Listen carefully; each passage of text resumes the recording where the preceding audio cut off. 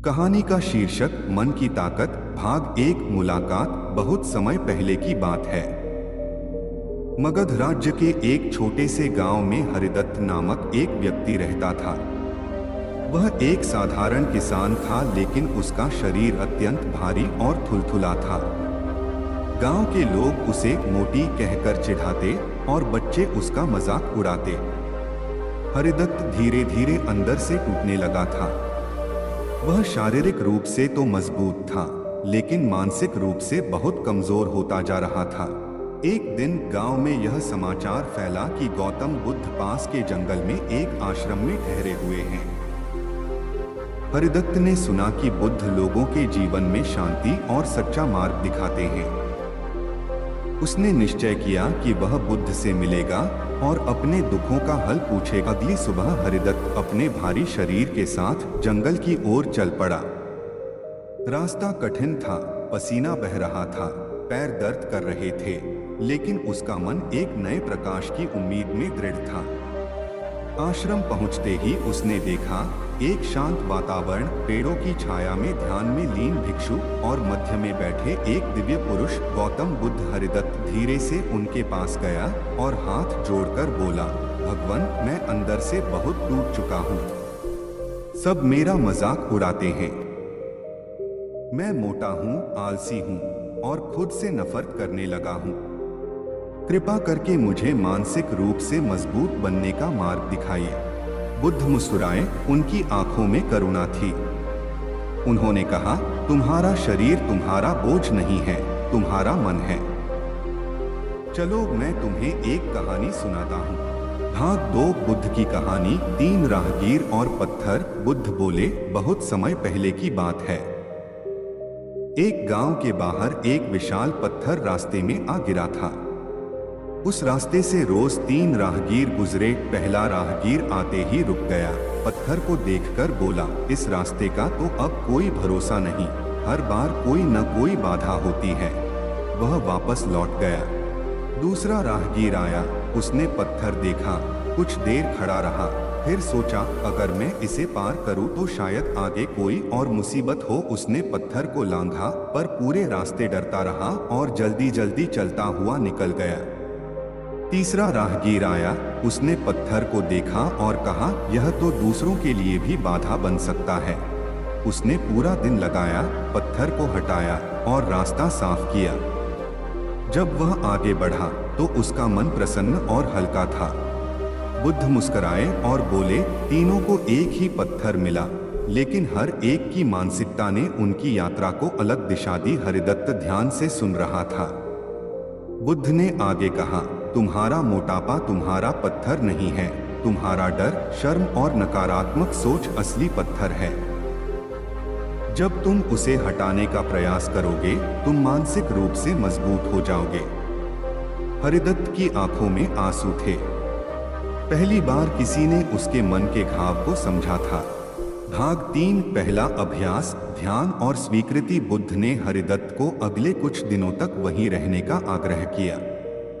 हर सुबह सूरज उगने से पहले हरिदत्त ध्यान में बैठता। वह सीखने लगा कि अपने शरीर को स्वीकार करना कोई दुर्बलता नहीं, बल्कि एक साहसिक कदम है। एक दिन बुद्ध ने कहा, हरिदत्त, अपने आप से यह मत कहो कि मैं मोटा हूँ, कहो कि मेरा शरीर इस रूप में है और मैं इसके साथ प्रेम से जीना सीख रहा हूँ। यह सोच मन को बदलती है। हरिदत्त ने यह अभ्यास शुरू किया। पहले कुछ दिन कठिन थे, पुराने विचार लौटते रहते थे, लेकिन धीरे धीरे वह खुद को दयालु दृष्टि से देखने लगा। भाग 4। कर्म और आत्मसम्मान। एक दिन बुद्ध ने उसे गांव के बच्चों को कहानियां सुनाने का कार्य सौंपा। पहले तो हरिदत्त डर गया, वो तो मेरा मजाक उड़ाते हैं। लेकिन बुद्ध ने कहा, जो तुमसे हंसते हैं उन्हें प्रेम और ज्ञान से जवाब दो। हरिदत्त ने बच्चों को नैतिक कहानियां सुनाई। पहले दिन उन्होंने हंसी उड़ाई, लेकिन कुछ ही दिनों में बच्चे उसकी कहानियों के दीवाने हो गए। उन्होंने हरिदत्त को कहानी बाबा कहना शुरू कर दिया। हरिदत्त का आत्मसम्मान बढ़ने लगा। उसने महसूस किया कि उसका शरीर उसके गुणों की पहचान नहीं रोक सकता।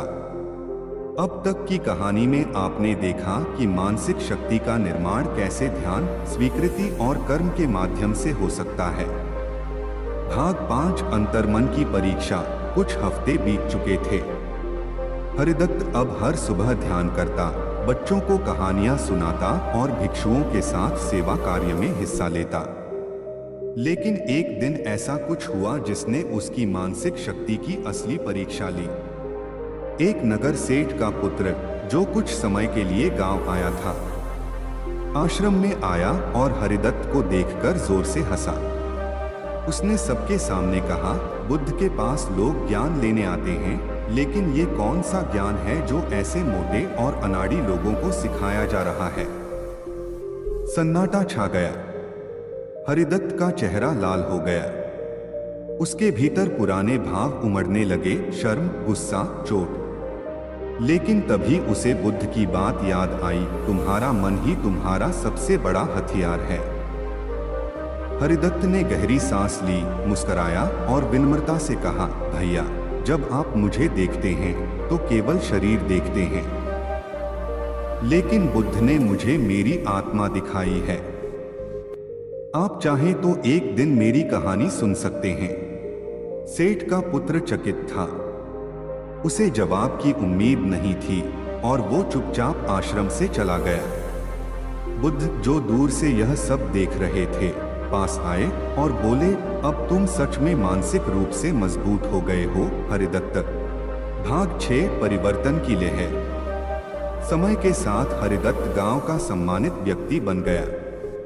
लोग अब उसे उसकी करुणा, धैर्य और ज्ञान के लिए जानने लगे।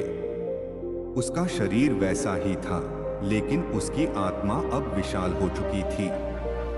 गांव के युवा उसे गुरु मानने लगे।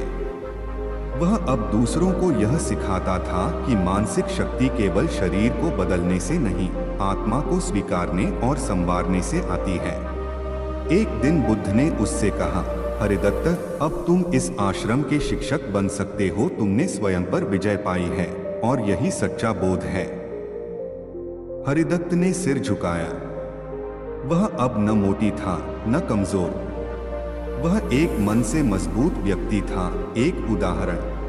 भाग 7 जीवन का सार। कई वर्षों बाद जब बुद्ध अपने अंतिम दिनों में थे, हरिदत्त उनसे मिलने गया। उसने कहा, भगवान, आपने मुझे नया जन्म दिया। मैं सदा आभारी रहूंगा। बुद्ध ने मुस्कुराकर कहा, हरिदत्त, तुम्हारा दूसरा जन्म तब हुआ जब तुमने स्वयं को स्वीकार किया। मैं तो केवल दर्पण था, चेहरा तुम्हारा था। हरिदत्त की आंखों में आंसू थे, लेकिन इस बार वे दुहक के नहीं, गौरव और संतोष के थे। निष्कर्ष, यह कहानी हमें यह सिखाती है कि मानसिक रूप से मजबूत बनने के लिए हमें खुद को स्वीकार करना सीखना होगा। ध्यान और आत्मनिरीक्षण से अपने विचारों को संयमित करना होगा। आलोचना का उत्तर प्रेम से देना होगा। कर्म और सेवा के द्वारा आत्मसम्मान अर्जित करना होगा। गौतम बुद्ध ने दिखाया कि असली शक्ति बाहरी नहीं, भीतरी होती है। हरिदत्त की कहानी हर उस व्यक्ति के लिए प्रेरणा है जो खुद को कमजोर मानता है।